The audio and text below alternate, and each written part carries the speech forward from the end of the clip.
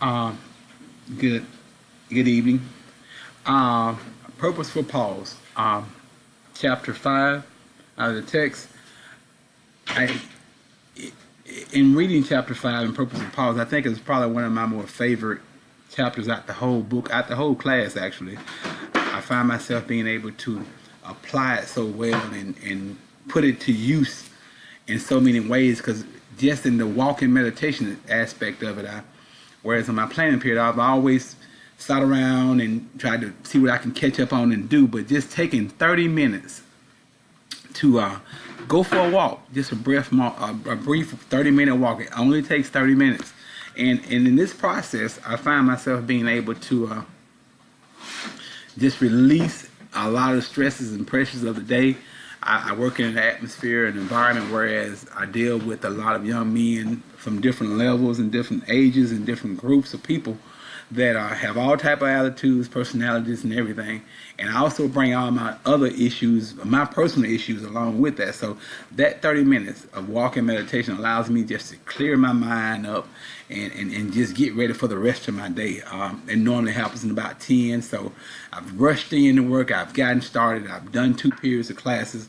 And now I'm on that third time, my planning period, which I take half of it and just go for a 30-minute walk.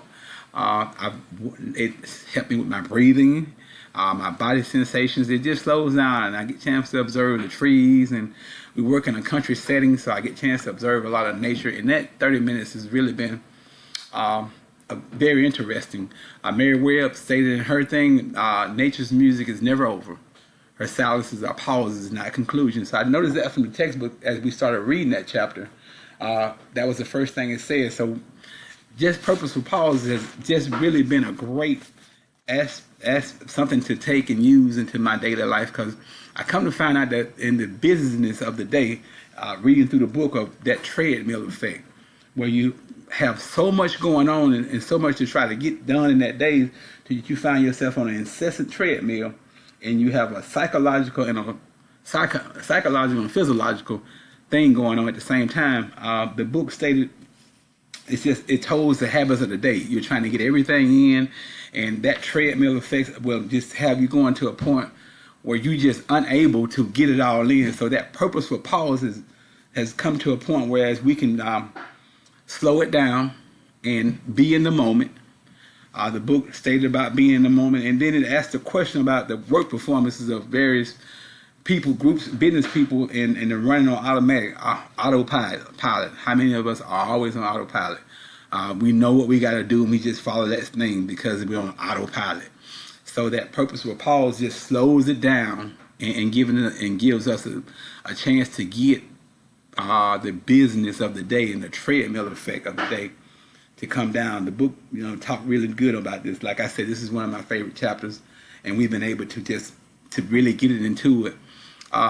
Then along in the book, it defined a purposeful pause. And the book stated the moment in which the day when you notice the swirl and choose to intentionally pay attention to it.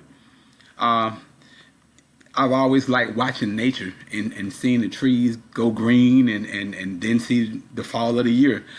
Just the changes and appreciate that. But when the back point to talk more about the purposeful pause and the definition of it, the moment in the day when you notice the swirl and choose to intentionally pay attention to it.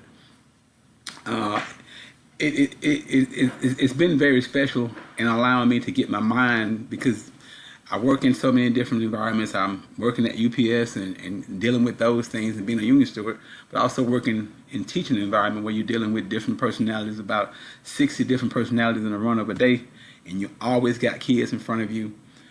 Then you just deal with your personal life. When looking around, when I was reading an article, and it was through Mindful. It was the title of the article was "Taking a Pause to Lead with Excellence." You will find yourself constantly being cast into a leadership role.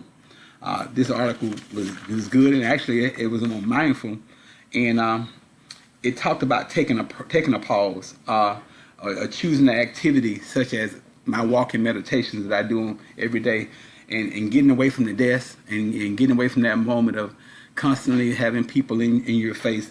It talked about the difference of wise mindful practice connected to the best leadership qualities, which was good. I mean, like I said, I either find myself thrust into a leadership position, either good or bad, or I'm always being pushed into it. So that was a good thing in that article. It was mindful, and it did a lot of good things as far as getting me prepared for the leadership roles that we constantly face. So that's another thing. And so another little personal experience that I always use, I'm always having to drive from job to job. So it used to be a point when I got in my truck to drive from in the mornings to my first job. I'm turning the radio on, I'm listening to the news, I'm trying to get everything ready for the day. And then there's another, when I'm driving from the first job home and getting ready for the second job, I'm trying to get myself mentally prepared for going to UPS. So, but through the Purposeful Pause and driving, and after reading in the chapter about how taking that drive and turning the radio off and putting the cell phone down and not trying to tweet anything or do anything, I take a second out the day and I just turn everything off and I ride in silence. This experience has really allowed me to be in that moment of closing down one, breathing, getting that bodily sensation that I need to get prepared for the next one. So that activity has definitely improved the noise. We hear the noise, and the noise is something that just keeps us going. So let's get into the noise. Let's slow the noise down some. When I was reading the book, and it was even talking about the treadmill in that chapter, and it was taken away from the body and just a chance to reset and allow you to see things more clearly and be more into the moment of it. It said the most important time is now, and the most important person is that person that you're dealing with right now. So it allows you just to set your mind and set your goals up. That has been definitely something to do. Like I said, this is one of my more favorite chapters out the whole book and out the whole class, because I have a busy schedule and I'm constantly moving and going from 0 to 100 at some time. So having to slow it down and come in, it just makes it better. The book also talked about an increasing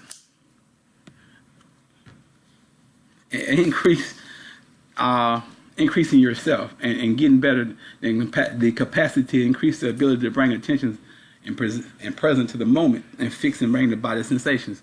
So this purposeful pause, which just allows you just to be in the moment and be there and see stuff more clearly and be more into yourself in the purpose of the day.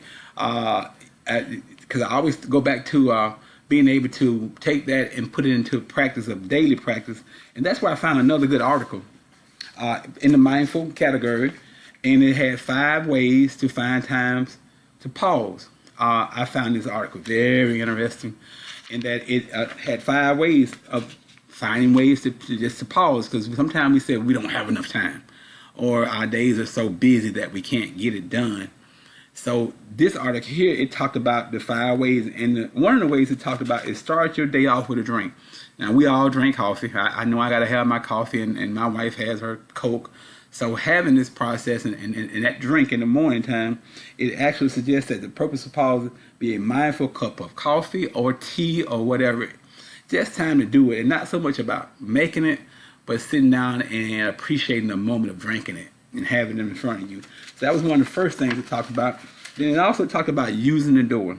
That was interesting in the morning because it's hectic, you're rushing, you got everything going on, and trying to get there. And some people, you have a tendency to bypass and rush away with it. And you got so much you got, especially if you got young kids and you're trying to get them off to school and get them off to where they go.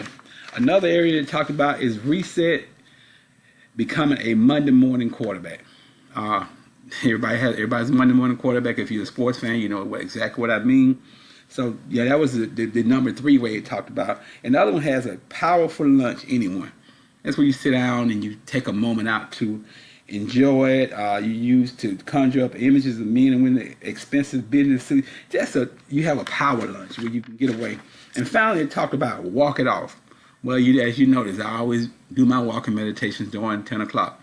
So those 5 ways in that article was at the mindful category. And The other one was finding time to pause. Yeah, you gotta pause. And that this was a good thing. And it was an article that I found, and it was 5 ways to find time to pause. And feeling overwhelmed, too busy, or the functions, the 5 components of pause, recharge your batteries, and stay on top of your game. Like I said, we all go through things that we're constantly trying to do better and feel better about it. The book, it had a good reflection at the end.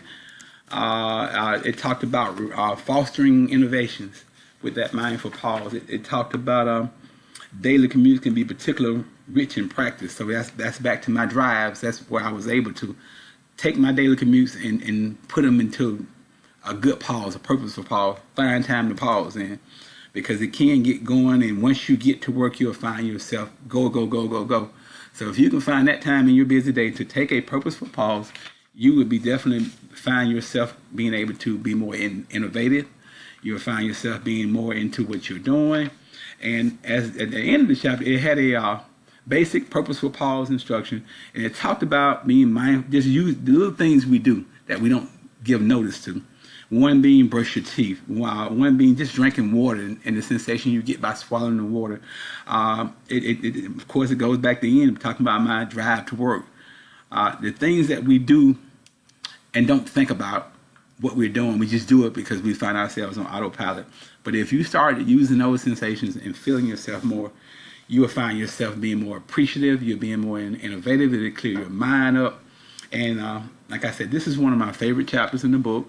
I really can see myself putting it into practice and applying it into my daily routine. It has been of a great benefit.